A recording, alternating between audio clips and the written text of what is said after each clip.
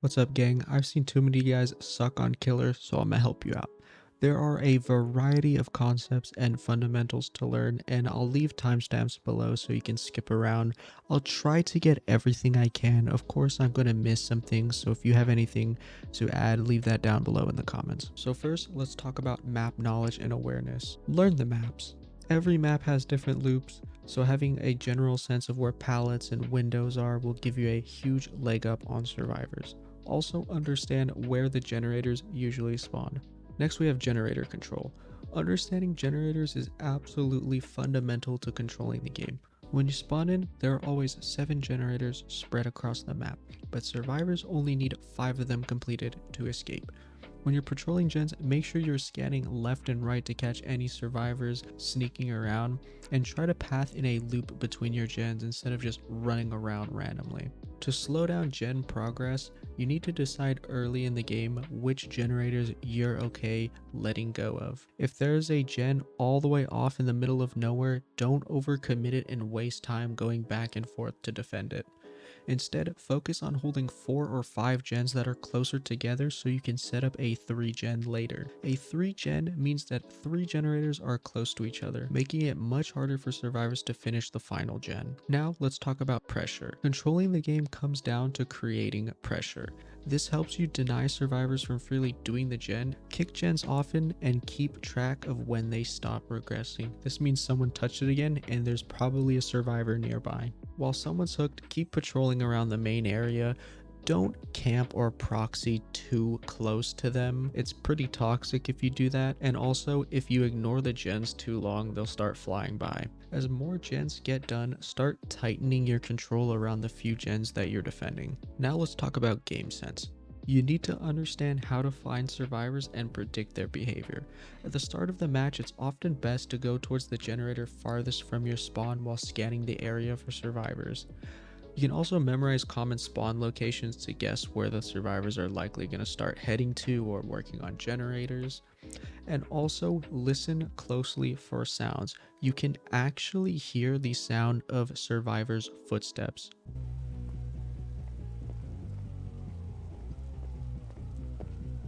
When you injure someone, follow their blood trails and keep track of them. It's totally fine to lose a survivor sometimes, just try to predict where they might have run off to, but don't overcommit and waste your time. It's also important to track hooks. When you hook someone, mentally note where they are hooked at just in case they get rescued. If you're nearby when they get saved, try to predict where they'll go. Usually they'll either heal close to the hook or go straight to a gen nearby. Keeping that in mind helps you find survivors even if you're in a chase. Now, let's talk about the bread and butter, chasing survivors. I can't stress this enough, guys. Learn how to mind game. Start moonwalking or hiding your red stain, faking pallet breaks, or fake committing around loops. Respect the pallet once, then swing through it next time.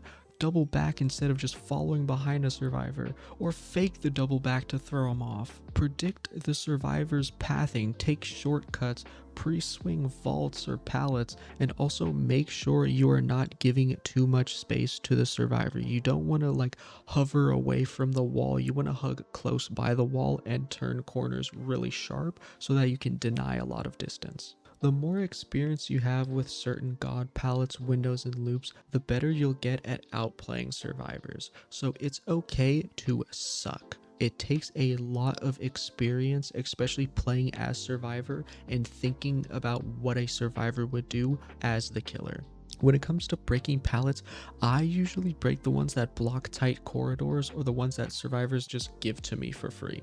Some pallets and windows are weak and you can actually turn them into 50/50s by angling yourself so the survivor feels trapped between you and the window or pallet instead of just following directly behind them. Now, let's try and understand what a 50/50 is. Basically, if you have a survivor in this sort of position, they can either drop or vault the pallet or window and go this side. You can cut them off here. But if you hesitate, then you might not make it if you swing over here. If the survivor knows that you're going to cut them off right here, then they'll probably just fake it and stay on this side. If you know that, then you can actually take the left side 50/50 and get a swing here.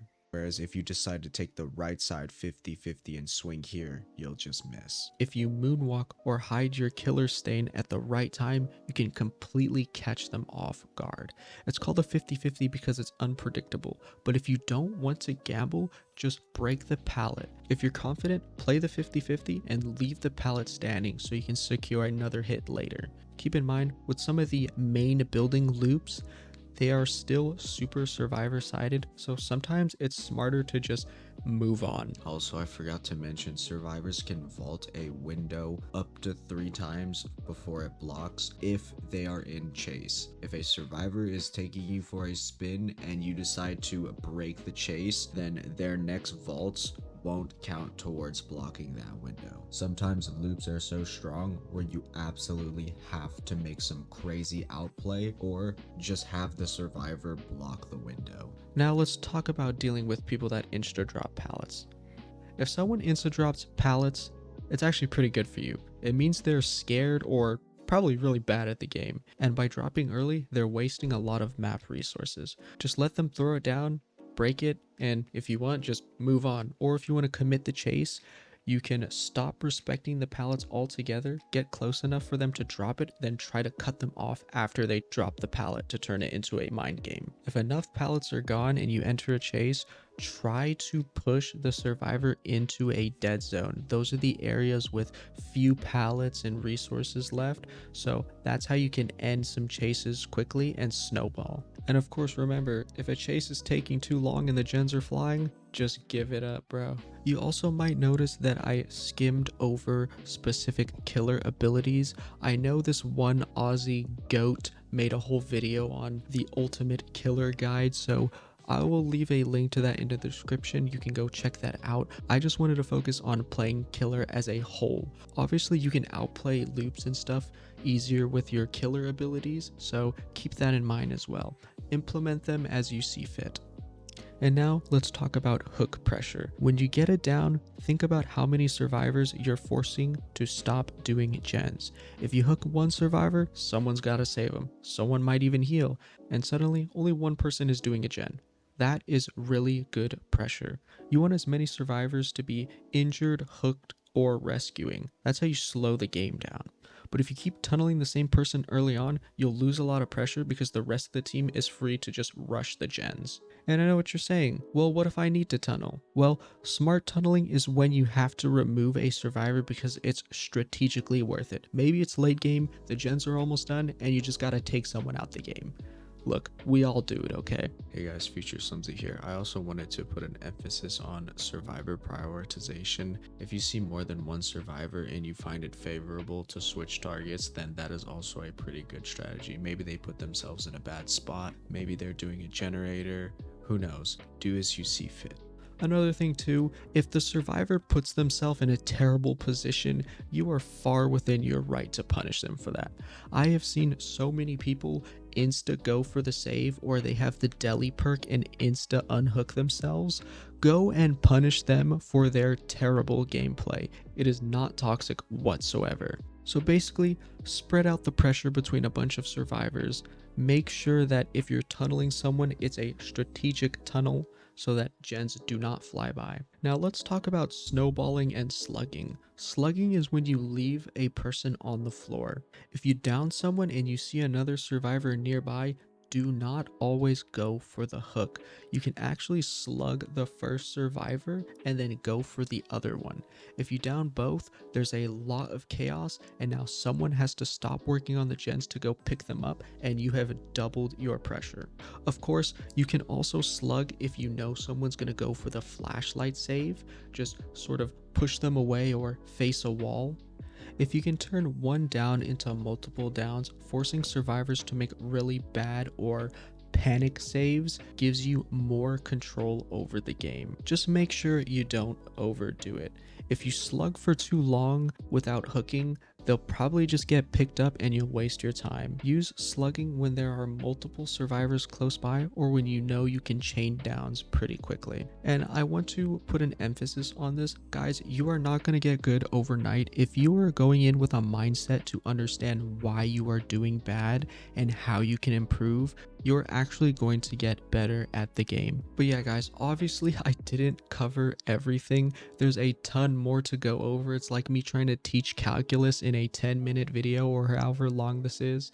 And that's completely fine with me. Of course, go out and play. Make sure you have the right mindset. If you want to be good at the game, understand what you're doing wrong and how to receive criticism and how to look back on your misplays and how to do better. You're not going to become some violence district guru overnight, so just be happy of where you're at right now in hopes that you can improve yourself, and hopefully this video will get the ball rolling for you guys. And of course, also I would highly recommend checking out different channels of high level gameplay, high level survivor gameplay, high level killer gameplay. It can help you understand how people go about these, because especially in the section where I talked about loops and all that stuff, there is so much to cover that only in-game experience can sort of explain. Again, there's things like late game and what to do during that, but if I missed anything super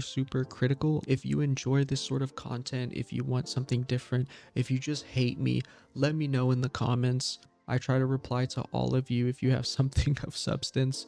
Of course, I have to tell you guys to subscribe, or you guys aren't actually going to subscribe. I know it's wacky and weird, but you can subscribe if you want to. There you go. All right. Have a great day. Make sure your loved ones know you care about them. Peace.